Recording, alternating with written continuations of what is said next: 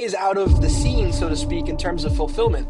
I had to go back down to zero and build a product that could literally do everything end to end so that I could get all the chefs out of the kitchen. Because what I uncovered through my own working with LinkedIn and helping a bunch of clients and then just many people, it's why I build search links so that I can curate up to 28 creators per search link and I can go and nurture their content without having to click 28 individual links. Because I'm hitting over 100 people a day. I guarantee you will get popped if you try and hit over 100 people a day and you're clicking external links. People with greater than a 20,000 person audience seem to have this much higher magnetic trust factor. If you think about those accounts that have that, they probably got a bunch of recommendations. They probably got a bunch of skill endorsements. They've got testimonials. They're leveraging what they've done. It needs to say the words that they say. How else can you resonate more closely with someone? It's not about time. It's not about money. If they're abundant as hell, that's not a problem for them perceivably. They know that they can only do so much. It's a function of their energy. But it's more just like flood the market with goodwill, bro.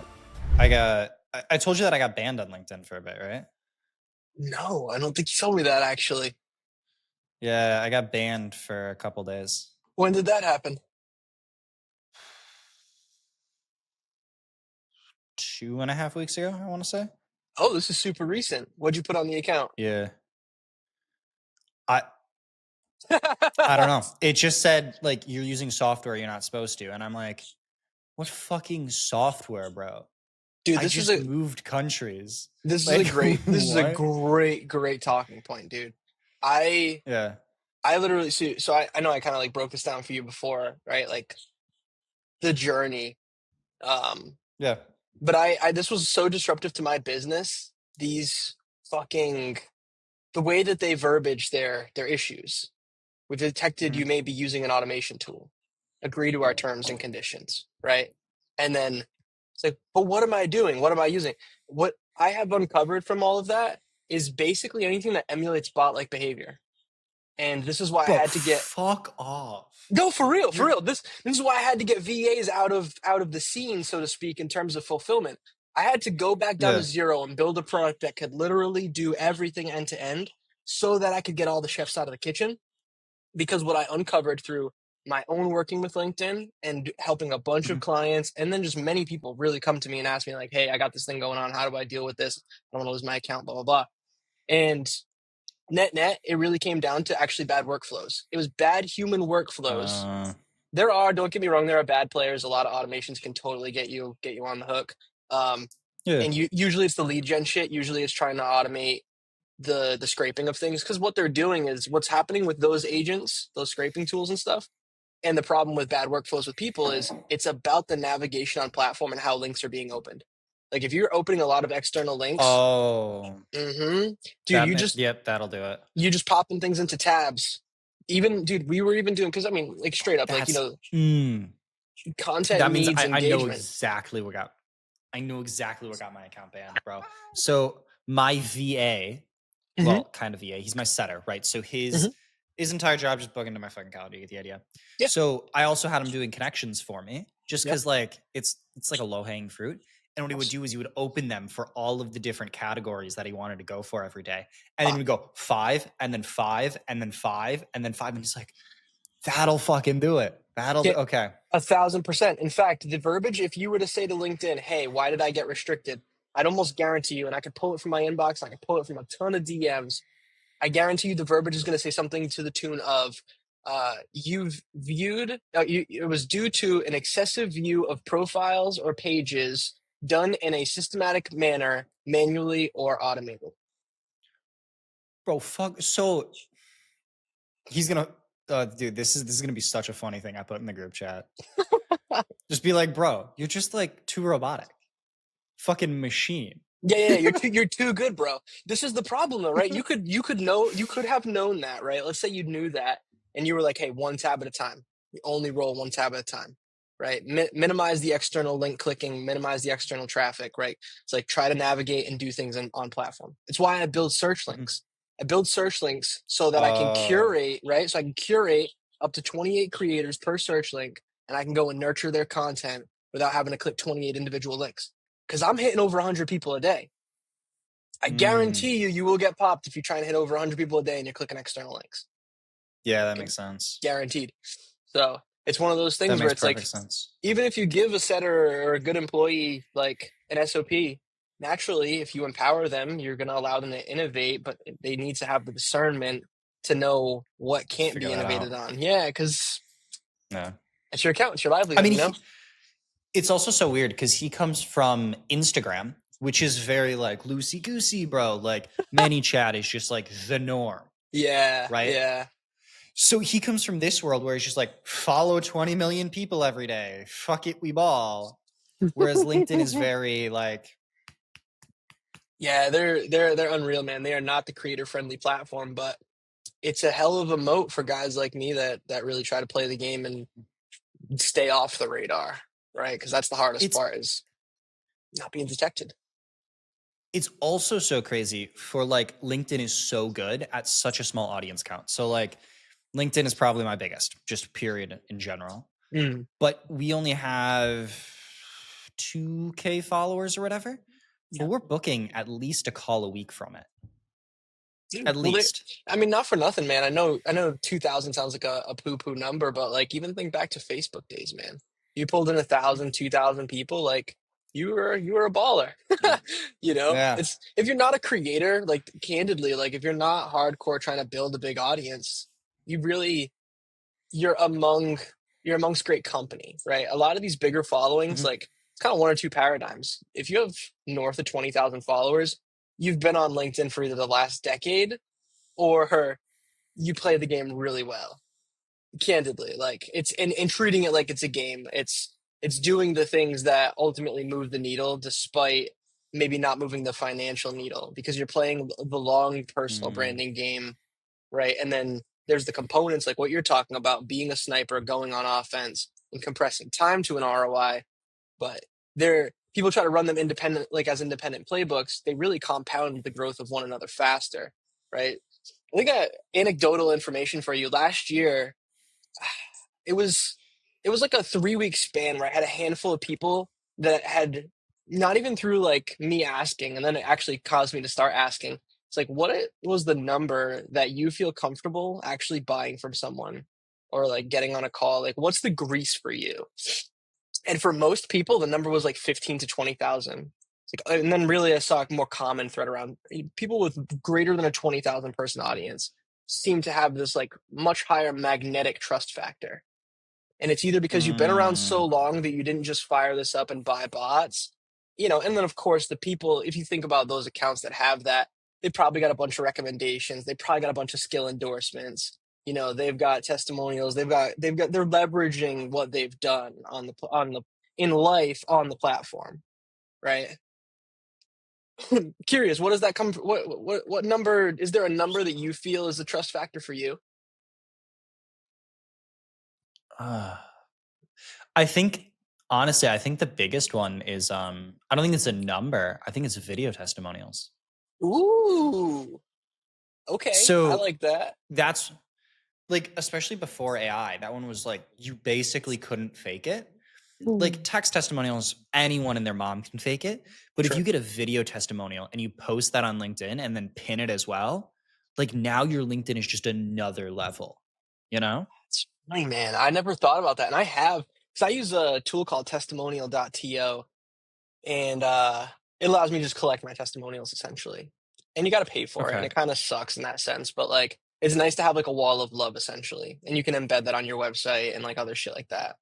Right. Okay. Interesting thought. What a lot of Yeah. guys that I'm seeing doing, they're copying email and they're doing like YouTubes, but the YouTube videos are just video testimonials. So I know we've kind of yapped about LinkedIn for a bit now, but like my core audience is real estate. And so I see this a lot as real estate agents is they'll do like, they won't do testimonials, but they'll do closing videos. So it'll be a video of like a walkthrough of the house, and then it'll be the person talking about the house over the top, and it'll be them with their closing sign. And like that, if you see that, there is nothing greater for trust. Nothing. Mm, that makes a lot of sense. Yeah. And there's so much more showcasing going on in that too. It's like, it's easier, right? Well, dude, and I think about that even just in this, and I'm gonna take it back to LinkedIn land, really just biz dev in general, right? If you've got an offer, whatever that offer is, sell a house, sell a course, sell a service of any sort, candidly, it really comes down to being the prospect being able to see themselves in that transformation. right? That transformation of where they are now to the outcome of being on the other side of what you do.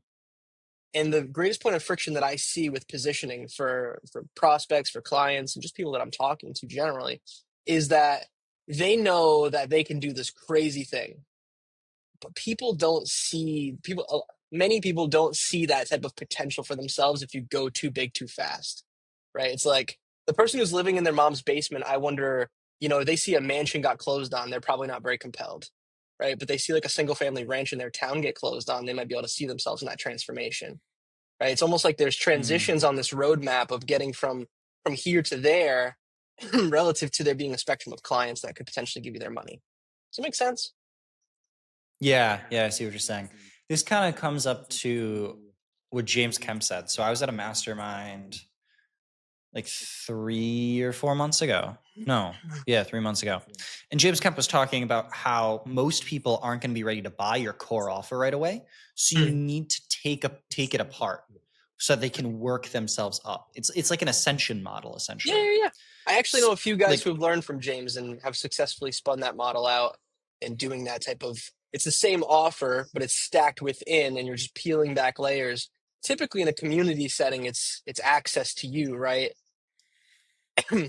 Excuse me. Yeah, yeah, uh, that sounds about right. And honestly, it's so much more clear rather than diluting and having a bunch of different positioned offerings. Right? It's like if you can just that's figure true. out one product, one channel, one avatar, kind of taking it down the Hormozy lane is like, okay, well, knowing then that you want to ultimately sell people in a higher field, but you also don't want to devalue. This is a big thing that I play with all the time, right? Is like you want to sell high ticket, right? Because you want to get the bag, but you ultimately don't want to dilute the perception of your value, and people are going to perceive your quality relative to your price. So if you're a cheap price, they assume that you're a cheap quality, right? If you're a high price, they assume Mm. you're a high quality. They may be skeptical. You have a greater curve. You have a much larger threshold that you have to shorten, trust wise to sell a high ticket thing. And I think that what James is probably talking about is, if you could fractionalize that down into a smaller offering, give them kind of the core thing, give them a mini transformation. It's the combination of those mini transformations that equal the dream outcome. Yeah. It's fundamentally price anchoring. I know that's something that Mm. I hear a lot about in real estate. So, or I shouldn't say, I should hear about more in real estate. Sorry. A lot of agents are just like, we have one price, we have one offer, we just do 3% commission. That's all we do. And I'm like, okay, this is going to completely blow your mind. Hear me out. Yeah, especially if it's, let's just say it's listing, they're listing a house.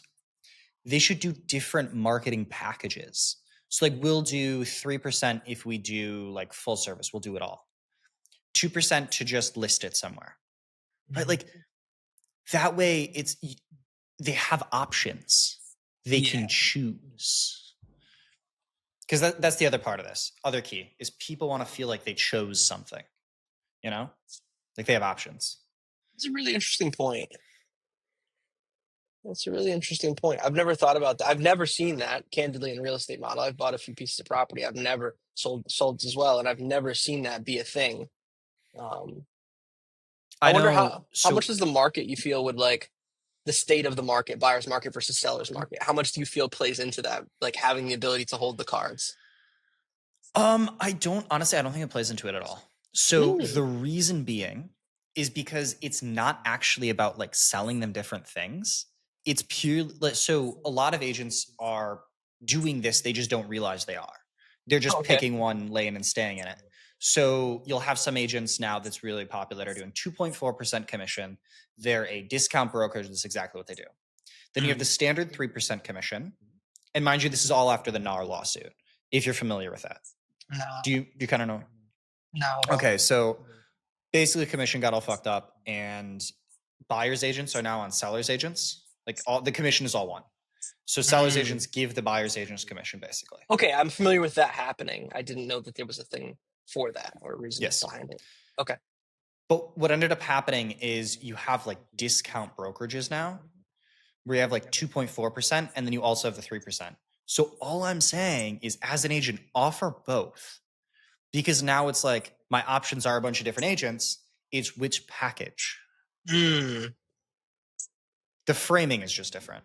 Yeah, totally. No, and dude, and I mean, honestly, people who nail the frame, they're the ones who win, really, and disrupt markets, and Yeah. consequently win. The Yeah. market disruption probably is the win behind the sales, if you will, of those types of transitions. So I wanted to ask you, um, a lot of my audience is commercial real estate agents who leverage LinkedIn. Mhm. If you were, say, a commercial agent, just starting from like ground zero, where would you actually start? Dude, I'd immediately be trying to get it. I would be trying to get in touch with the big dogs. I would look at everybody who Okay. is a top performer. It's kind of like, okay, start a new job in a new company. What am I going to do? I'm Hmm. going to go and I'm going to study the top performers, right? So I want to see Okay. what they're doing. I want to understand their playbook. If I see, this is LinkedIn aside, right? This is just generally speaking. How would I attack being, you know, boots on the ground, first time in the industry? I'm trying to study from everybody who's killing it.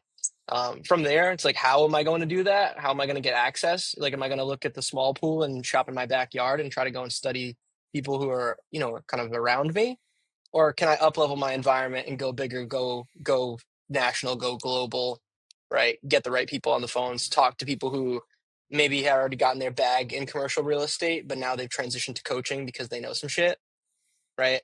I would probably start trying to line up those types of people and figure out what doors I could open and get intros and get referrals. I would want to understand like more about my brokerage. Where does it rank? Where does it stack? Is there am I leaving money on the table by working with these guys versus those guys? Right? Because individually, I'm a player now, so I want to treat myself like a Yeah. consultant. Yeah. um, Okay. yeah, that's just like the high level. And my immediate thought is like, because I've gone into many different industries, and I always take my skill stack with me, and I compound it by figuring out, okay, like let me go and do the things that I know already work, but let me know now go figure out how to be like an absolute beast at this thing from people who are absolute beasts. Okay. Smart. So for context for agents, like I'd say the top ones on LinkedIn right now are like Bob Knackel, Ron Koningsberg. One of just the general agents that I know is killing it is Brian Wellen. Um, they're actually all New York real estate, commercial real estate. What would you say like are the core fundamentals that you bring along though? So agents like we've looked at the top guys. What are the core ones that stack on top of that? You're saying like soft skills, personal traits that would come from I'm saying previous industries into commercial real estate, or no, like tactical things for let's say we're building a LinkedIn account for commercial real estate. okay. Like what's what are the core things that you need to build a LinkedIn other than the industry specific stuff? Okay. So differentiation is going to be key, right? You want to figure out who are going to be your people, right? Because in commercial, right, how many segments are there, Andrew, in terms of I'd be lying to you if I told you I knew. yeah, right. So and no, It and that's cool, right? The point is there's a lot of different angles to play in, right? So you kind of got to figure out like what are you willing to put into this thing. So it's still going to come back to some personality. Like, dude, I'm big on lifestyle design, right? So like what I literally community I'm building is a lifestyle creator. Like I was a corporate slave on and off for the last decade. Every time I'd hit a glass ceiling, and I'd be like, all right, this is what I want to do with the rest of my life. No, go do something entrepreneurially. Fail for one reason or another. Pay somebody this amount of money to learn their program. Realize that it was junk. Whatever. And I had my own shortcomings. But then I would go back to the corporate thing and I'd go into a new industry, climb, hit the glass ceiling, rinse and repeat. And that left me to a place of like, okay, well, success is material. It doesn't matter. Really, it doesn't matter. It's like an ego stroking thing. At the end of the day, it's like, does this enable my lifestyle? Right? Do I get to do what I want when I want with who I want, how I want? Right? It's like, if no, then I need to start to optimize some of those things and I need to be clear. And then like identify that and work it backwards. So for me, if I was coaching like any real estate agent, first off would be like, what do you want out of this? What do you want your life to be? It doesn't matter if it was real estate or anything. It's gonna be like, what do you actually want out of this? So I'm gonna start ground zero there. And then it becomes okay. Well, then what are going to be? You want to make $250,000 a year. You want to work, 4 to 5 hours a day. 30 hours a week. You want to be able to take the evenings to go catch your son's ball games. Like you want to be able to whatever, right? Whatever the things are that you want, those are your non-negotiables. That's going to razor and inform what your positioning should be from the lifestyle perspective, which is most important to me, right? Of course, that needs to be validated, and it's why I'm then saying also go talk to the killers. Like, go talk to the heads who have been in this for 20, 30, 40 years because they're not coming from scarcity. They're abundant as hell. And that's how they got all this material success in the first place, was they figured some shit out, right? So, yeah, there's tactical stuff, but then there's going to be mindset stuff as well. The mindset stuff gets looked over. It's being able to keep your head on straight, to be able to weather the storms, and also not be so big headed that you miss the opportunity to see potential collaboration, see potential partnership, right? And with the right questions, the right answers can come. So it starts from clarity. What do you actually want out of this thing? And then very tactically on the platform, yeah, you've got positioning now. You know who you're going after because you believe that based on the information that you have and the work that you've done to validate this information, you believe that these people are going to be the ideal targets for you because of where you're uniquely positioned, the resources that you uniquely have, your unfair advantages, all things coming together. This points you to say, I think that this lifestyle can fit with working with this type of people based on the deal flow, based on the sales cycle turn, based on the ability to reach these people, right? Like, just like offer in general, right? They need to be easy to target. They need to be in pain around the solution that you have. You need to be able to, to do volume ideally, right? Or you got to have like a real good in to get in front of them. Um, and they have to be able to pay you, or they have to have the money to pay for the deal, to facilitate the deal, right? Does that mean go into commercial syndication? I don't know. Do you have contacts in that space? Are you going into, does it make sense to just go and work for, maybe you're formerly a health coach. Maybe you've got all this background in health and wellness. Maybe you ran sports clubs, health and wellness centers, right? Maybe you should go and niche into that. It's like, where have you already laid traction? Where do you already know people? And how can you leverage that? And then getting that positioning, right? It's like, why would I want to work with you? Well, what have you done in this space? What makes you an expert? What makes you differentiated from everybody else? And then go out and test some shit. And the only way to do that is to talk to people. So you got to get reps in. And that's where LinkedIn shines, man. It's like, I think on our first call, Yeah. you said like 95% of LinkedIn is the DMs. And Yeah. if we're moving the needle, 100%. And if you want more success out of that 95%, that's compounded by the quality and the perception of your brand and the content you put. And if people are already paying attention to you, and those things become the off-platform grease to get people to actually book. Yeah, exactly. Like the one of the weird things as well is I hear a lot of niche down in real estate, but I hear very few people who take it literally. And every single person that I see who takes it literally, they just dominate the market in that. So I'll give you a great example. Cade Covey, he's from Stevens Point. So I went to college in Stevens Point. And Cade is like the mid high end guy. Like if you have a listing between 400,000 and $1 million, you just go to him. Like you just don't think about it. And he just dominates the market. He's been the number one agent for 4 years, I think, in terms of sales volume because of that. So it's like, you just got to find your niche. It doesn't matter if you can take listings elsewhere. Like, sure, you can take listings for other things, but just focus on that. Yeah, because the dilution, right? It almost comes back to the thing we were saying about Kemp before, right? It's like, yeah, I can do all of these things, but what's married within and allows me to position the high, but be able to go low if I want without diluting the perception of me at a high level from a brand perspective. It's exactly that. Yeah, man. Exactly. The other kind of on the dilution point as well, that's really weird, is if you look at, so I was just looking at Porsches because like I like cars. If you look at how they price their cars, it's a ladder. And each car is just the top end car with only some of the features, not all of them. And that's exactly what you want to do. So if you're a real estate agent and you want to work in lakefront listings, that's your thing. Take that and say, okay, now our different offerings or different things we're going to talk about are different types of lakefront listings or different lakes that you offer listings on, right? Like, Yeah, no, that definitely makes sense. And it's also just kind of thinking about that. It's like, it's where you have a story said differently. It's kind of like what I just said, but said differently is where you already have a story that's super compelling to tell, right? It's kind of like, even if you worked in a corporate job, like this was kind of my claim to fame, my first career. I was in wireless and I came in entry level. I did technician work. I did sales work, became the first assistant manager in the franchise. And then we had like around 30 stores or so. Kind of piloted the role, proved it worked, then became a store manager in one of our flagship stores, then became a district manager, then became a district manager of our flagship stores, and then became head of training and development. And I had a badass story to tell there because when I would get into a room in front of all the new hires, in front of existing store managers, in front of senior leadership, and I would put on a training, I had a story to tell that was like, why should I listen to this guy? Like de facto, that is what a personal brand is. It's literally being able to position and tell your story to the masses without you having your time constrained in doing so. Right. And the better that story is, the more that people are going to pay attention. And yeah, if you literally grew up on lakefront properties and like that is your heart of hearts, and you can build a big, strong, empathetic, heart-based connection around that, and people already have an affinity to the water and the memories that are made, and they're a new family starting out, like now you're talking about again, right? Lakefront properties, but lakefront properties for who? What aligns with your story, right? How can you build that and be different than Bob Schmo down the road, who could also sell you that and maybe do it for less percent? It's like you got to be likable, and there needs to be a story there for connection. It's not always about cutting commission. It's really like how good are you at actually building relationships?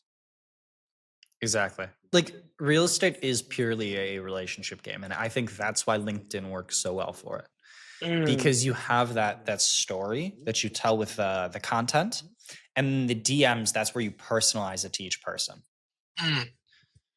And so then it becomes LinkedIn done well is great for it because there's a lot of That's LinkedIn true. done poorly that is absolutely like even just bad positioning out of the gate.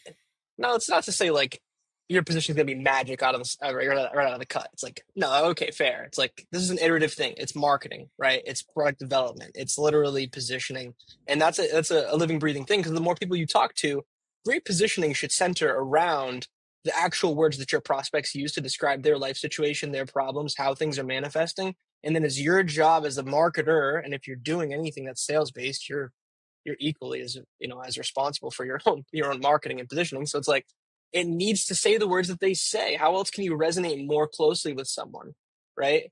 Like if you're from the Northeast and you move down to the South and you don't start adopting y'all into your verbiage, you're leaving money on the table. I'm just saying. It's stupid, but it's like it's how well can you assimilate? Do you have the ability to mirror, right? Can you actually conversate, right? Um, yeah, it's super interesting. But if like we turn on flywheels. We turn on flywheels that make content go boom, that make the following go up. We increase the perception of the brands with the services that we bring. But beyond that, though, I tell people we got to come from like a really solid foundation. Like we really shouldn't just turn the thing live. We should spend some time and make sure that we've got the right positioning because once I turn eyeballs on, like that will either compound you up or that will compound you down. It will upregulate your brand or it will downregulate your brand because more exposure isn't the fix for most people. The right positioning is the foundation, and then more exposure compounds that. More exposure over a bad baseline just pushes you into the ground faster. you know? Yeah, that's very, very true. You even see this a lot, like I guess in the gym space, you'll see, say, David Lade, whose entire like brand effectively was just how he looks. And so now his brand is just dwindling as he gets older. Ooh. Like the foundation that he built his business on is how he looks. And when that starts to dwindle, that goes down. So if, for Mm. example, your brand is built on something that isn't 100% you, it dwindles. Whereas it could just grow if it was just purely you, you know? Dude, okay. So here's an exercise I run everybody through to validate their content, to validate their positioning. What do your prospects need to know and believe about you, your products, your services, your brands to decide that they want to work with you without you telling them? If you come from Yeah. that place, it's not just about you, it's not just about your vanity, it's really about the other person on the other side. And I think that's where the magic happens is being able to, and comes back to the market research. ChatGPT is not market research. And everybody wants to leverage the next AI tool to try and get the insights. And it can be a great baseline to come from nothing, but it should not be a replacement. It's to actually talking to real people and doing the shots Mhm. on goal, right? You got to literally put in the volume. You got to put in the time. Yeah, I think That's the other thing that I see a lot of agents like miss. So my entire brand is Google for real estate agents. Mm-hmm. Right? Like that is just what I do. That's how I position myself. I'm like the real estate nerd that works on Google, real estate marketing, right?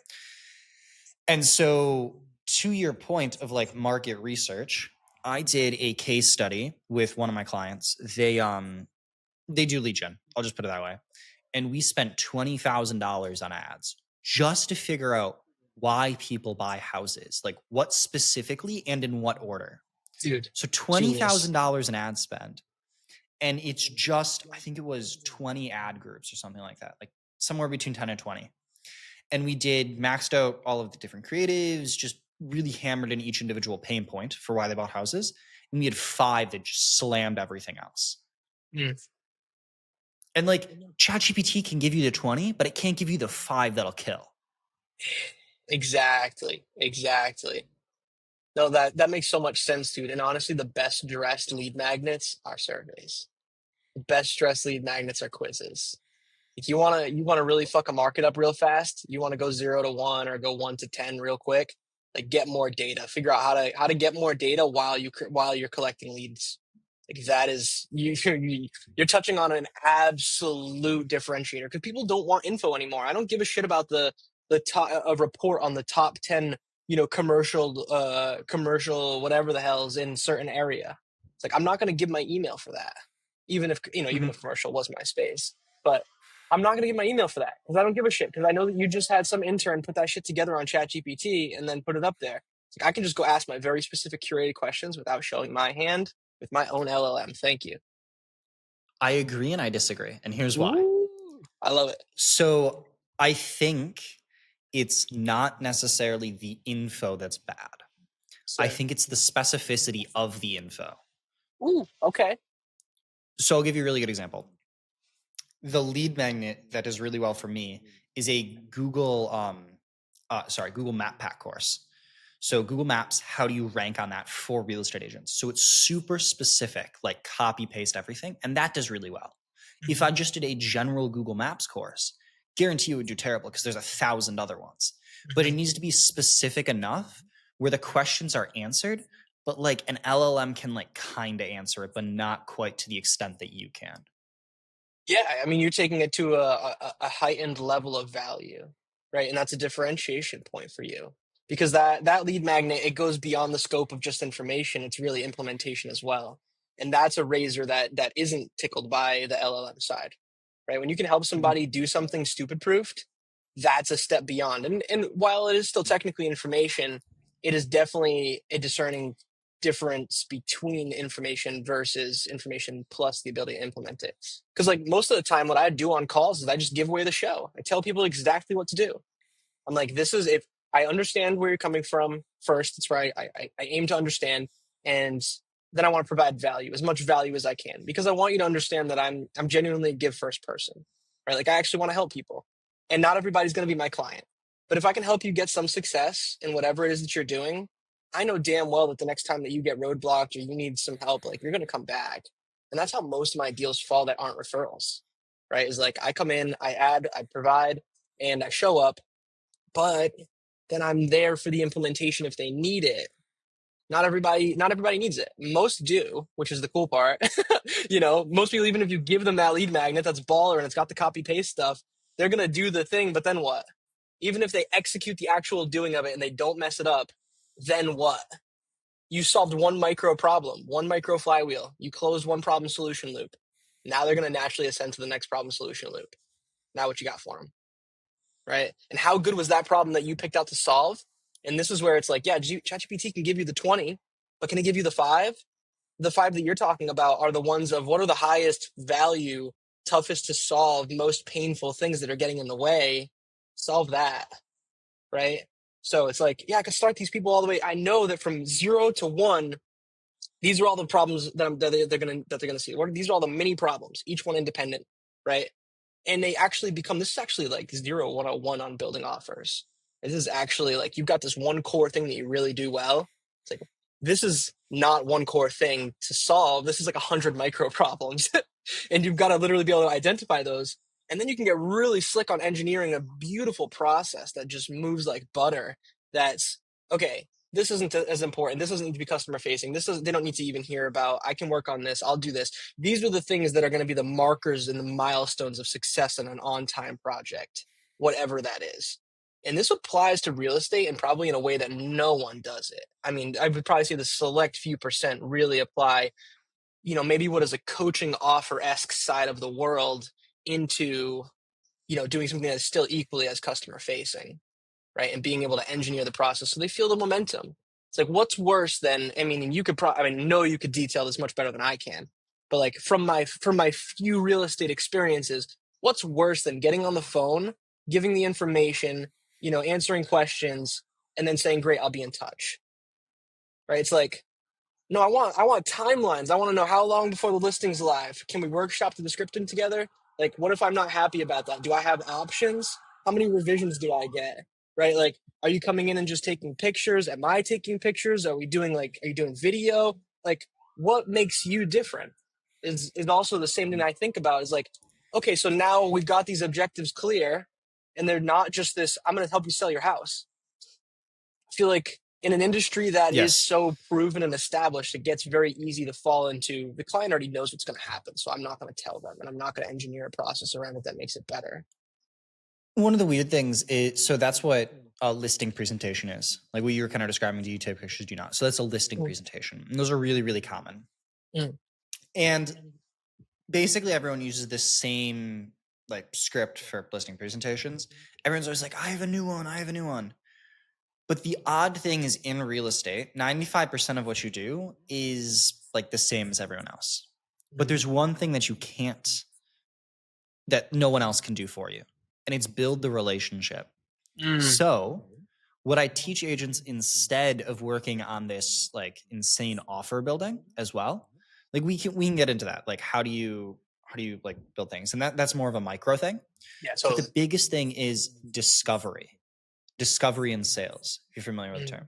100%. So it's how do I get to know you so that we actually know what the thing is? And you were talking about in the beginning of the podcast, kind of talking about what are your 5-year goals? What are your 10-year goals? And if you as an agent can tie listing, buying the house to their 5 or 10-year goals, and you make it simple for them, they will go with you nearly every single time. Doesn't matter what your listing presentation is. It doesn't matter what what houses are on the MLS. They will work with you no matter what. That is awesome. That is so true. And that's where, yeah, man, it's like this is why people can go out and not do all of the micro and really nail the macro and still be successful.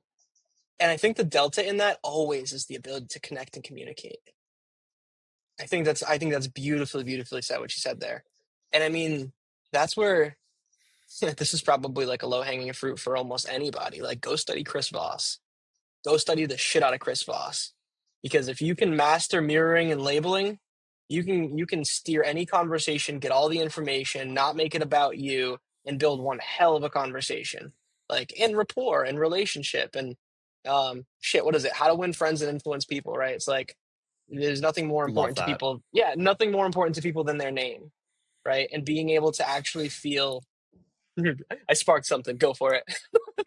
No. I find that so funny because every time someone reads that book, it's just like, Jordan, how's it going, man? Jordan. It's the name over and over again. And I'm like, did you just read that? That's so funny. Yeah, literally, right? Just bringing it up makes it super top of mind. But you don't have to say much to be considered an excellent communicator is the point, though. It's like, really, if you can sit there and listen to somebody and be genuinely interested and not make it about yourself, interesting, tell me more, right? Like, just keep on going. People will talk. They want to talk about themselves. They just want to be seen, heard, and appreciated, right? It's like, it's magic. It really, truly is. And it's almost unlearning. Like if you come from a sales background, it's partly unlearning the need to sell yourself. Like a lot of what is taught at baseline sales, especially in a retail environment, it's very precision based questioning. and Mhm. trying to get the information you need to load the gun so you got the bullets to shoot and kill the deal. It's like that's not how that only works on a certain scale. When you get to bigger things, much more like important like selling a house versus selling a cell phone, like those are very different sales. Selling a $10,000 coaching package, selling a cell phone, like that's you're building relationships. I'm gonna drop the mic on that because you literally just nailed it. It's relationships. It really, really macro lens. Like if you can connect with the person and be liked and that partly has to do with your ego and your persona and your own mindset and like it's a hell of a razor to push out shit if you really have a good intuition honed. When something feels off, it's like something's not right here. Like you got to listen to that. Like Yeah, nine times out exactly. of 10, if you don't, you get banged on it. Well, the other weird thing about sales that I think people get wrong is 9 times out of 10, you can let this sales call get off topic and it's not bad. Like, that's actually a good thing. Dude, like my real estate experiences, I built great rapport. Like I moved from Massachusetts to Florida. I had no I have family like a couple hours away from here, but like in the area that I was looking, I didn't have any connections. I didn't have any resources. Like I just so happened to put in, I think it was on like a Zillow or something, and like somebody contacted me. Like their lead gen service like put me in touch with them, and they ended up being really good. And I've sent like 6 people her way. Like genuinely, I come Yep. down here and like I'm a conduit. It's like, oh wow, this is real. People can really move and like change their whole life. It's like, yeah, you really can. And so I give that hand up. It's like, here's someone you can trust. The amount of time that she spent with me just bullshitting on life was just like, I felt like I felt two things. I felt this person doesn't need my money because I don't feel rushed all the time, right? There's actually compassion and care, and I'm getting the late night. Like I know she's busy as hell. I know she's got showings, but I know that I'll hear from her by the time that she's back home in her office wrapping up for the night, you know? And then from there, she wouldn't be opposed to getting on a 9 o'clock, 10 o'clock call with me, Eastern time. We're both on Eastern time. So there's no like Yeah. differential in zone. But yeah, man, crazy. It's absolutely crazy. And then where does most of and then I said, what did I do? She built a great relationship. What did I do? I sent her 6 more deals. I probably put more 30, 40, 50K in her pocket. Like, come on, because she took the time and was patient with me. It's That's it's thinking the forward. it's the craziest thing.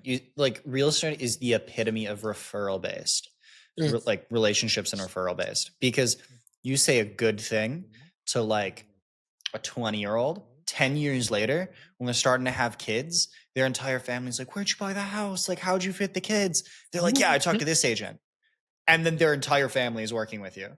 Yes, yes. Yeah, because we all just want people we can trust, man. We don't want to pay the debt of figuring it out. We don't want to pay the ignorance debt of trying to find out if someone's good or not. And that is every industry, man. Like that is why the personal branding is so important. Because you literally need to have your wins, your things showcased on there. And it needs to be compelling. And you need to create an outsized perception that you are that person that they are looking for that is not going to end up wasting their time, their money, their effort, and their energy at the end of the day. It's like net energy. Like I think the highest level operators in any industry, in any sector of life, they're very conscious of their energy. It's not about time, it's not about money. If they're abundant as hell, that's not a problem for them perceivably. They know that they can only do so much, but it's a function of their energy. It's in fact, I think that anybody who's real high energy, that is a super performer, like there's only so many hours of good work that they can do a day before they start hitting diminishing returns. So it's not even a function of time, it's a function of energy. So you can get that trust It's and show that you are that person. People will pour that energy back in because they know that it's going to make them look good too, right? Play into what do people also want? They want to be value. They want to be of resource to people in their lives as well. So if you can be of value to them, you get that +1. that's Robert Cialdini, his reciprocity. Like that's a huge thing. If you give, Mm. they want to give to you.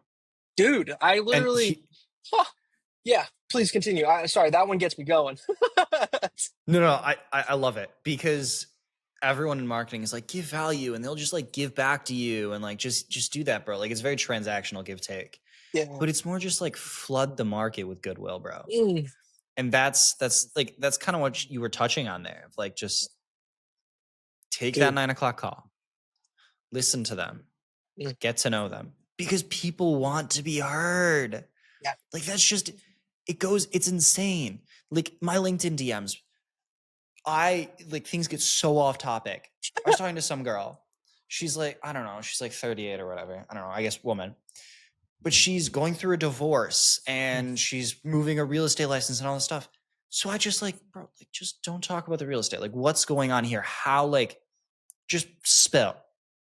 Because here's the thing, even if I don't offer a service, she will forever know me as the guy who actually listened. Yep. Yep. Beautiful. Beautiful. To slow down is the nature of being abundant.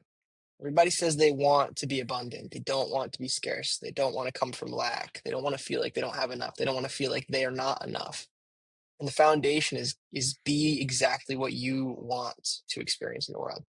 Abundance is not created. Abundance is generated. The more you give, the more you get, and that's real, right?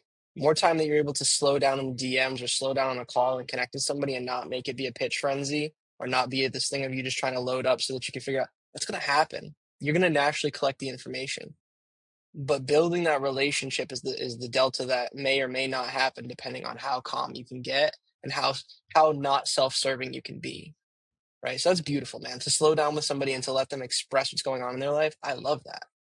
You know, from a flywheel's perspective on any social platform, it tends to be the case that, like, the more that you give, the more that you do get. And yeah, you're gonna trigger not just reciprocity, but you're gonna trigger curiosity. You're gonna build goodwill, right? A big core flywheel that we use to make content spin is to actually go and give attention to people first. So let's get specific. Yeah, of course it's like, who needs attention on LinkedIn? Anyone making content. Engagement is the signal for the algorithm that this thing is of quality and it should continue to get distributed on platform. If you want a high propensity to go viral, you need to have a community. Every post is like hosting a party. Every post is like hosting an open house, right? You can bring all the materials, right? But if there's anything off, if you didn't drive people to you, if no one knows about it, who's going to show up? Or worst case, can you imagine hosting an open house and leaving the lockbox and giving everyone the code and saying, let yourself in? That's what happens when you fucking post and ghost. That would be crazy. You would never expect a turnout. You'd never expect anybody to talk about you and say anything favorable. If they do talk about you, it's probably not good. So what we do is we actually go on offense and give engagement. We're going to go to it's like all strategy has to be relative. So are your prospects on platform? If they're on platform, what are they doing? Go find out. Go look at their profile. LinkedIn is an open book. You can see all the comments. You can see all the reactions. So you can see where they're going. You can see who they're going and giving attention to. Go to those places and show up before them. Leave a meaningful comment. And this is a big part of, like, I'm just going to get a little bit onto my product side for a second. Like, I can't stand this AI comment bullshit, no value added.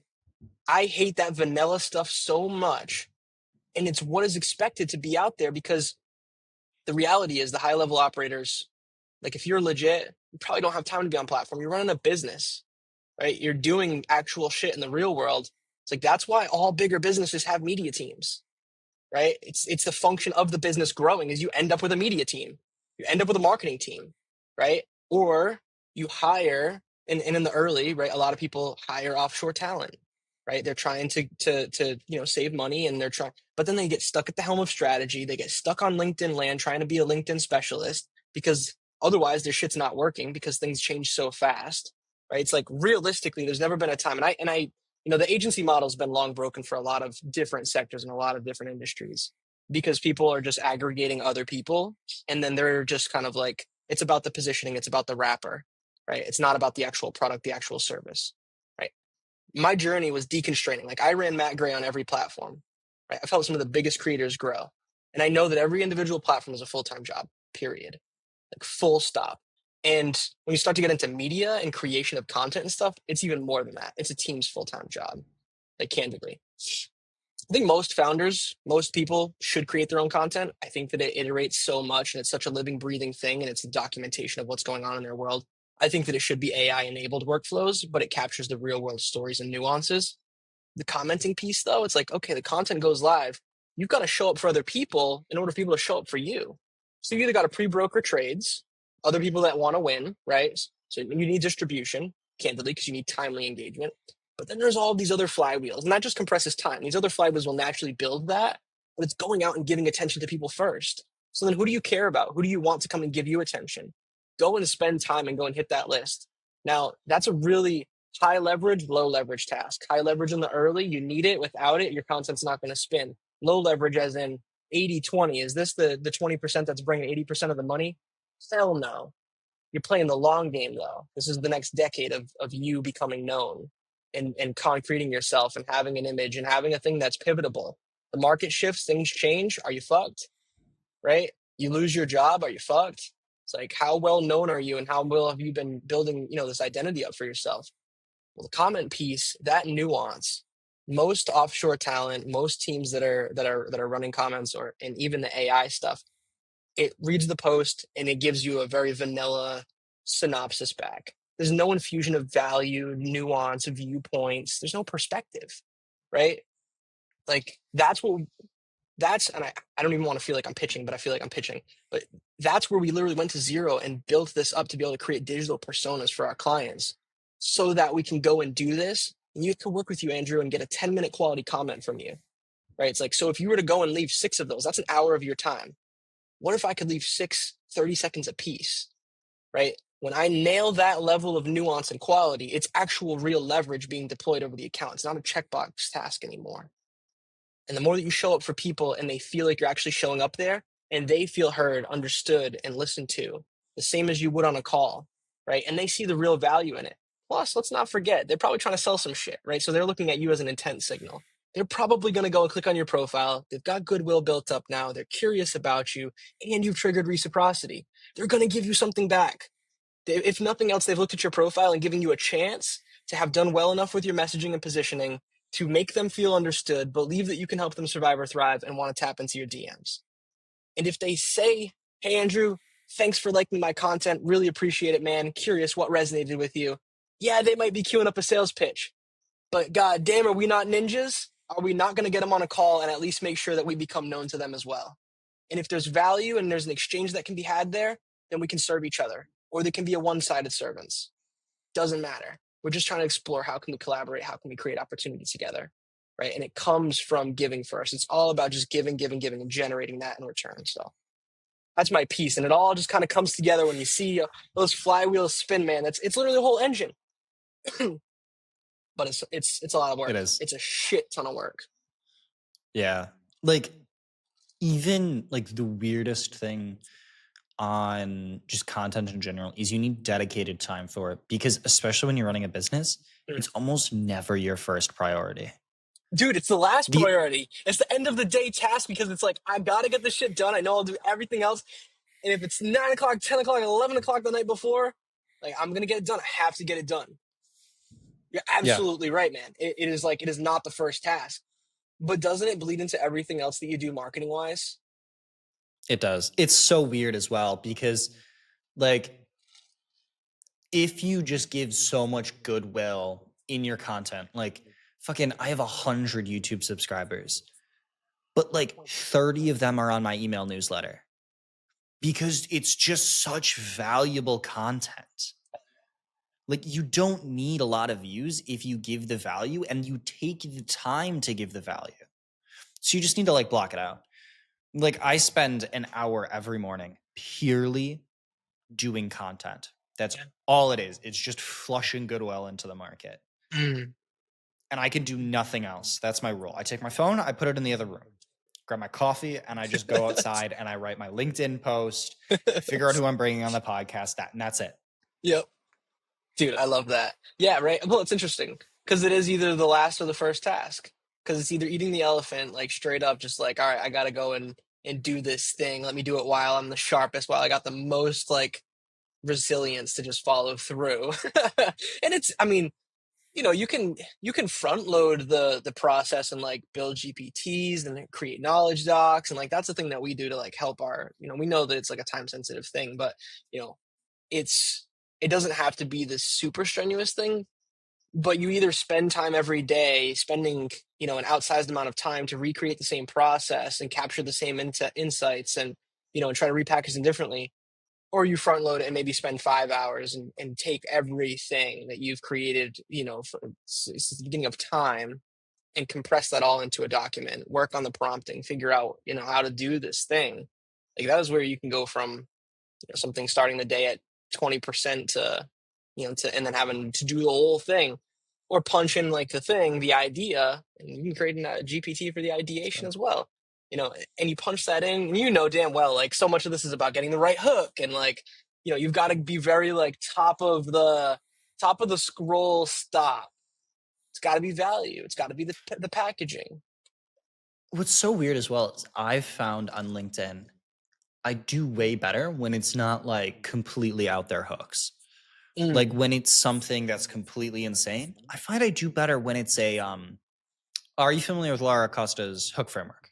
Authority first hooks. I'm sure I've seen it. I've definitely Okay. seen a lot of our stuff, so probably. So this hook like works really well for me. Like I Mm. don't know why anything else doesn't work as well. I think it's partly because I'm 20 and like really young, and it's fairly obvious. But it's an authority first. So like I did X, this is how you can do it too. So the Yeah, first yeah, line is like, I spent $20,000 plus on ads last month.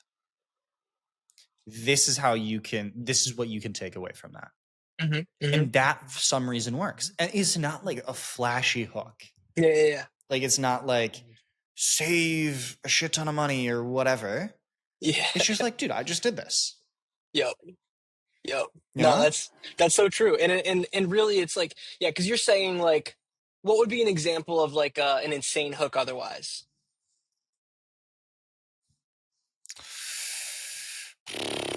87% of real estate agents fail within their first year. This is what they do wrong. Okay, got it. Yeah, yeah, yeah. So it's Yeah. like, okay, I'm understanding what you mean. So it's taking the authority lens versus potentially someone else's recycled insights. Is that kind of a good Yes. interpretation of that? Yes. Yeah, Yes. because there's Exactly. so much noise and so many people are out here lying. Like that is the reality of it, is they are trying to stand on the shoulders of giants, which is what the giants are teaching, is like, hey, steal all of our hook frameworks. And like, yeah, that's cool and all. And like to a degree, it will stimulate. Don't get me wrong. I'm not poo-pooing pre-validation. Pre-validation is gold. But Lara gave you Yeah. pre-validation. She gave you a framework, right? This framework just so happens to hinge on the delta of what does this guy know that I don't, right? Based on his actual Yeah. doings in the real world. And I think that there's definitely some magic in that. Like I put my post up Yeah. today. Like this is a pre-validation thing, knowing that this type of hook works, but it's about my perspective with it. I was a terrible manager when I first started, Mm, right? Now I'm going wide because I'm going legacy user, right? So any platform, I always like to think like, what does the algorithm want? Of course, the algorithm wants time retained on platform, like number one. But beyond that, what else does the algorithm actually care about? And it's like, well, relative to keeping people on platform, who are the people on platform? Who are the legacy users? Who are the majority of people here? What did they originally interact with? Where are the deepest roots of this platform? Bosses, culture, management, leadership, hiring, firing, right?